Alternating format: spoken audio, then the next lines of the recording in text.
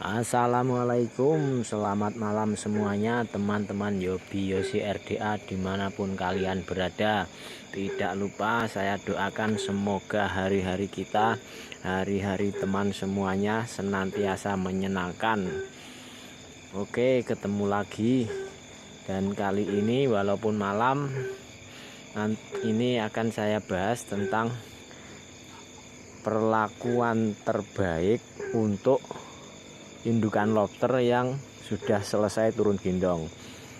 Saya ingat karena pertanyaan ini sebenarnya sering kali ditanyakan oleh teman-teman, terutama yang datang ke sini.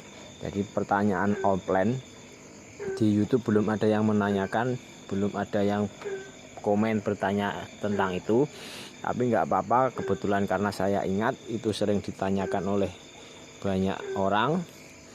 Dan kebetulan ini ada dua indukan saya yang sudah turun gendong. Yang satunya sudah tak taruh di kolam. Yang satunya masih belum.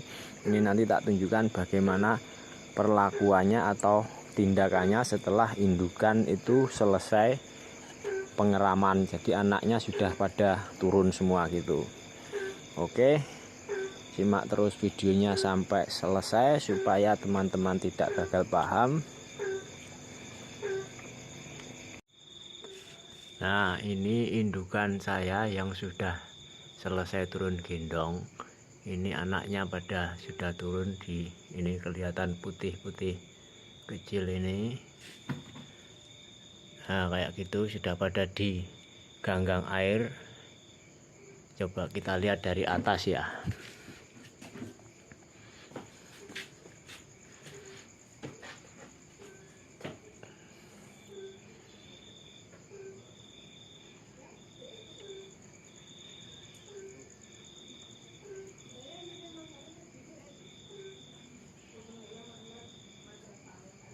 Nah, itu kelihatan toh anaknya pada jalan-jalan.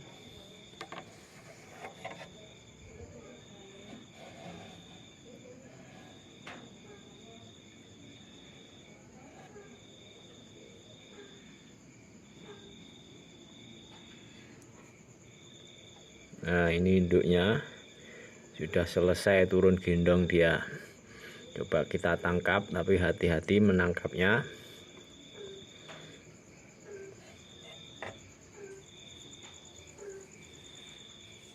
Jadi kalau menangkap lobster itu usahakan tangan kita itu posisinya di belakangnya, karena pergerakan lobster itu kan yang cepat. Kalau dia merasa terancam kan pasti jalannya mundur. Nanti langsung kita pegang supaya dia tidak berontak-berontak. Nah, kayak gini, tangan kita di belakangnya. Aduh, lepas, berontak. Bentar. Nah, kayak gini, pegang hati-hati supaya dia tidak berontak-berontak. Nah, kan sudah bersih, anaknya sudah pada turun. Oke, ini kita bawa ke kolam.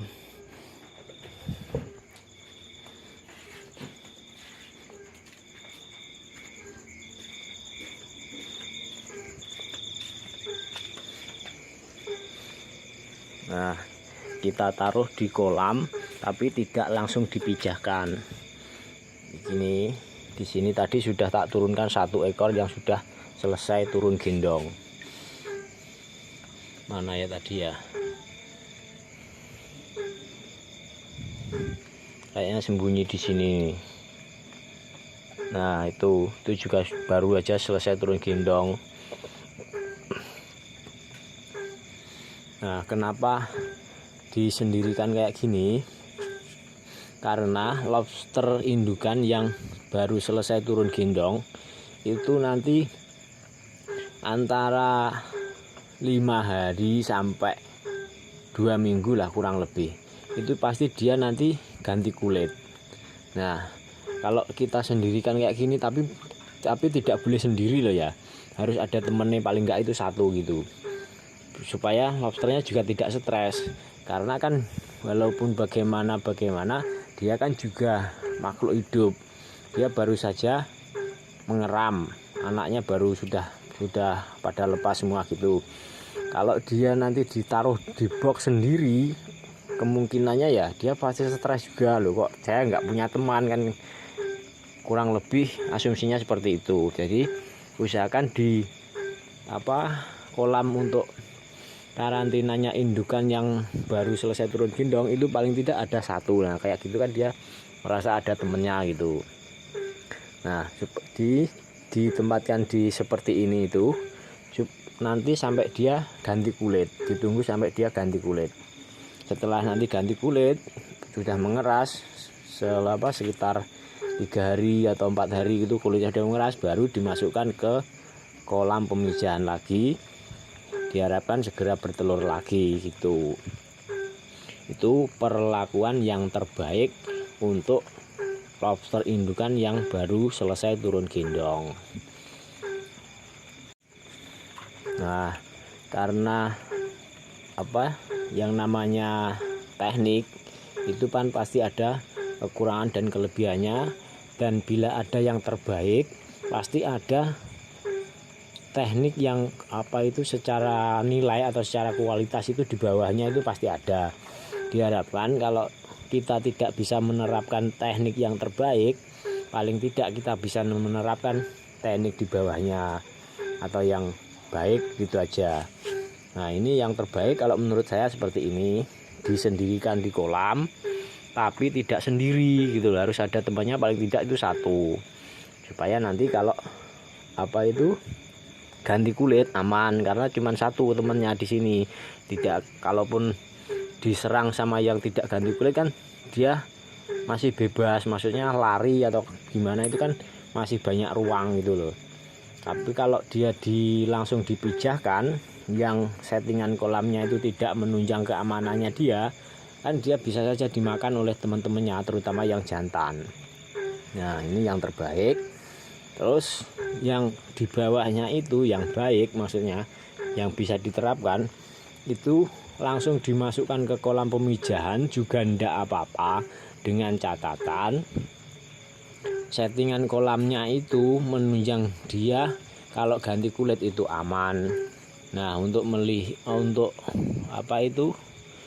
tentang settingan kolam yang aman untuk yang menunjang keamanannya dia untuk ganti kulit, bisa dilihat di video saya yang judulnya pemijahan di kolam tenang.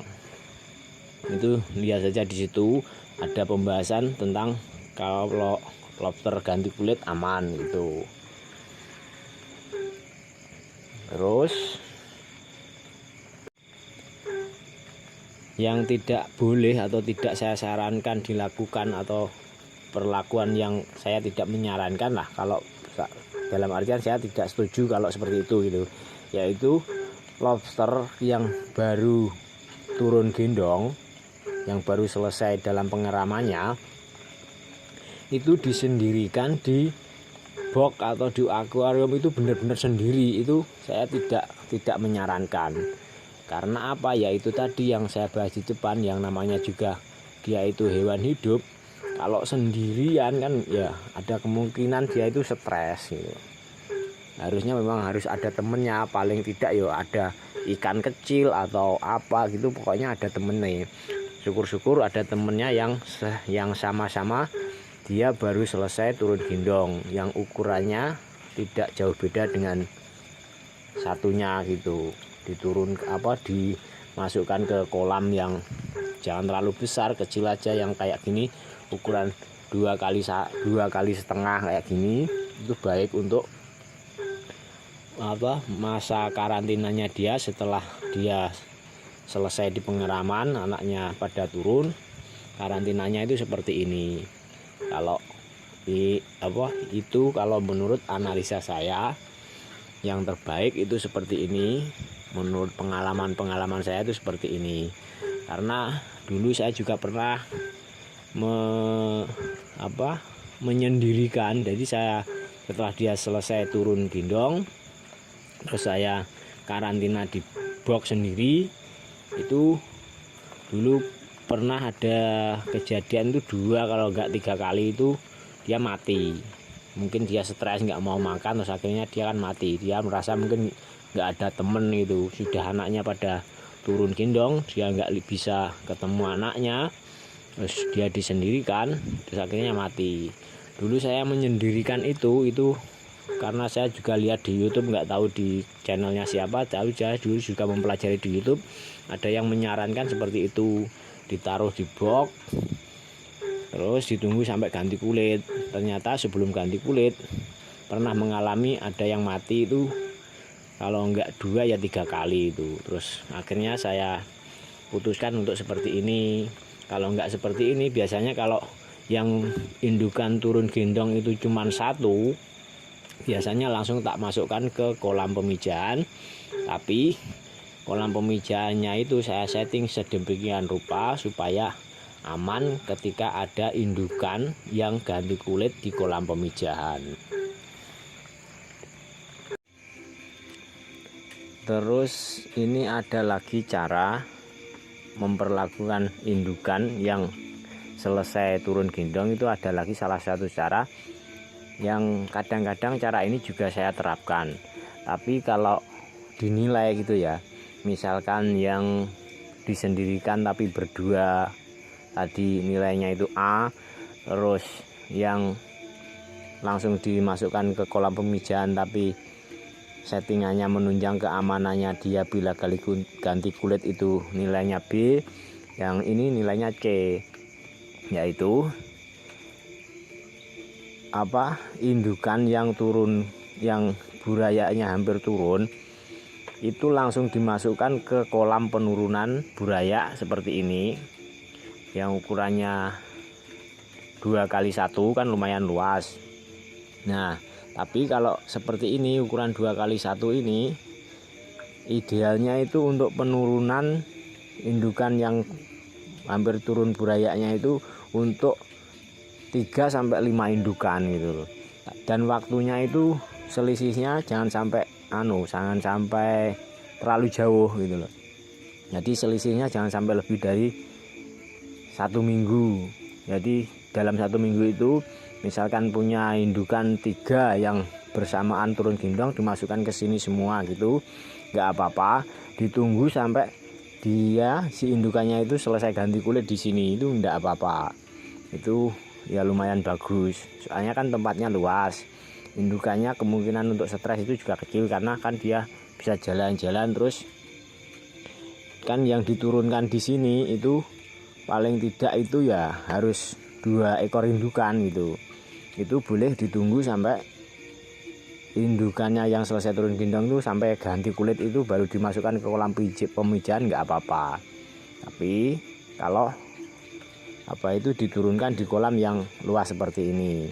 Tapi apabila penurunan burayanya itu seperti yang di video yang di depan tadi, yang di box kaca, yang tempatnya itu cuman kecil, yang cukup untuk 1 indukan untuk menurunkan buraya, sebaiknya jangan dibiarkan di situ. Indukannya itu jangan dibiarkan di situ sampai ganti kulit, jangan. Kurang baik, kurang bagus kalau menurut saya. Nah, yang paling bagus ya seperti itu tadi, di karantina di kolam yang agak besar, tapi jangan sampai sendiri, minimal itu ada temennya 1. Nah, maksimal itu ya 5 lah, kalau 2,5 meter tadi, 5 indukan yang bareng-bareng selesai turun gendong dimasukkan ke situ semua gitu, masih aman. Shelternya aja yang dibuat agak banyak, terus jangan sampai shelternya itu terlalu dekat dengan pojok, karena karakternya si lobster yang saya amati selama ini, kalau molting dia itu tersering itu pasti nyari di pojokan. Nah, kalau rumahnya terlalu dekat dengan pojokan, sementara di dalam kolam itu, di kolam karantina itu ada lebih dari 2 gitu, misalkan 4, itu kan ditakutkan nanti yang ganti kulit aromanya tercium oleh yang tidak ganti kulit, dan nanti diserang. Begitu teman-teman, semoga saja bisa dipahami. keterangan saya yang lumayan belepotan ini, karena saya juga bukan guru, saya cuma membagikan pengalaman sebisa saya, semampu saya ya seperti itu. Bahasa saya seperti ini, mudah-mudahan bisa dipahami.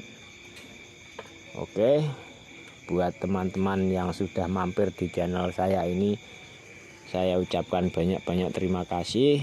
Bila mungkin informasi ini sekiranya dibutuhkan oleh teman Anda, saudara Anda, atau siapa saja, silahkan di-share.